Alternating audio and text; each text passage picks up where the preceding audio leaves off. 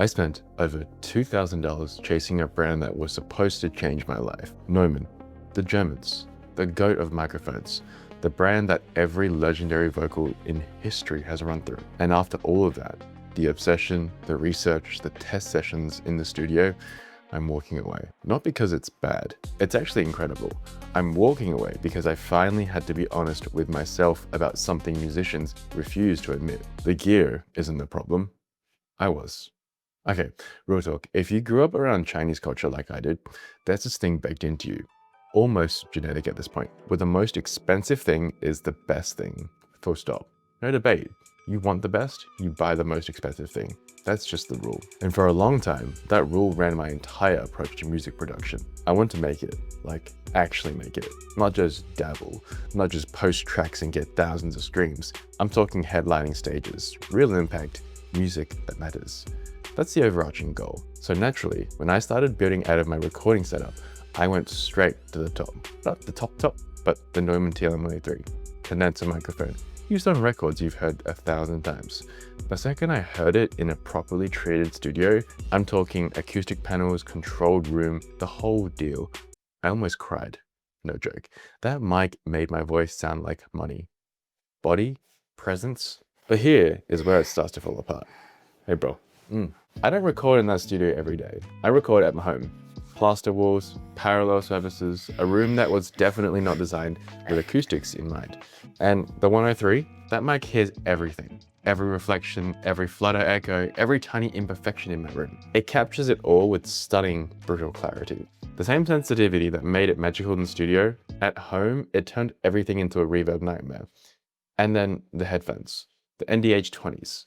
I did a full video on these, link in the description. But in short, they sound phenomenal. Rich, detailed, accurate. The problem, they weighed a ton. Literally started hurting my neck on longer sessions. Two pieces of gear I genuinely loved, both working against me in my actual real world setup. And here's the question that kept eating at me. What's the point of world-class gear if it doesn't work in my world? So I had a decision to make. Option A, go all in, upgrade the room, get acoustic panels, bass traps, the works. Stack the environment to meet the gear. And look, I've thought about this seriously. The Neumann speakers I tested in store, I compared them with the Genelecs and sat in front of them for an hour, and they were stunning. The idea of an all Neumann ecosystem still makes me very excited. But here's the reality. Room treatment costs money, moving into a better space costs money, music is already expensive as hell. And if you're not operating at scale yet, the ROI just isn't there. Every dollar I spend is a dollar I have to justify. Option B, find what actually works for me right now. That's where this starts getting interesting. I'm already running universal audio. Started on a Focusrite Scarlett 2i2, moved to an SSL2, and eventually landed on the UAD Apollo Solo. And man, I feel at home there. The plugins, the workflow, the way it integrates with how the pros actually work in the industry. I was this close to swiping my card on the Neumann audio interface. And it's a beast, genuinely. The converters are insane, but I kept coming back to the same question. Does it fit my world? And then there's the SM7B, the Shure microphone. It's a dynamic mic, not condenser. The kind of mic that doesn't care what your room sounds like because it rejects off-axis sound by design. The kind of mic that podcasters use, that certain iconic rock vocals were cut on, that works in untreated rooms because it was built for the real world. I bought it almost reluctantly, and then I used it, and I kind of hated how much I liked it. Here's a metaphor that changed how I see all of this. You can give someone a Ferrari, state of the art, 0 to 60 in 3 seconds. Incredible machine. But if they don't know how to drive properly, and I mean really drive, that car is going to destroy them. The TLM 103 is a Ferrari. In the hands of a trained engineer in a treated room with a great signal chain, generational. But in my situation, at this stage of my career, I wasn't ready to drive it. That realization was humbling in the best way, because it shifted the focus from the gear to me.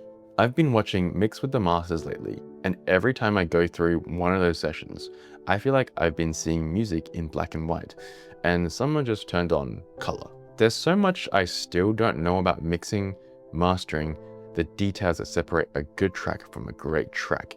And that's actually exciting. That's the progression that's the thing worth chasing. Because here's the truth. No mic on earth fixes a poorly mixed record. No interface saves a badly arranged song.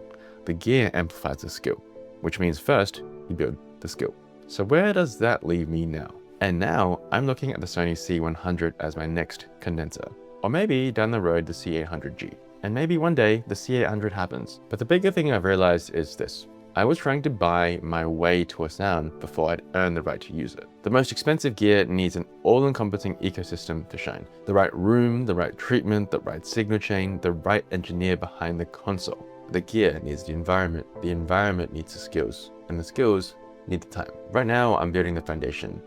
UAD ecosystem, SM7B at home, condenser for studio sessions when I have access, leaning towards Japanese brands like Sony, Yamaha, which honestly is saving me serious money and performing at a level I can actually use. And Neumann, well, that chapter is closed. When I'm further down the road, when the room is right, when the craft is sharp, when spending $10,000 on a U67 makes sense at my scale, I'll be back, and that reunion is going to hit different.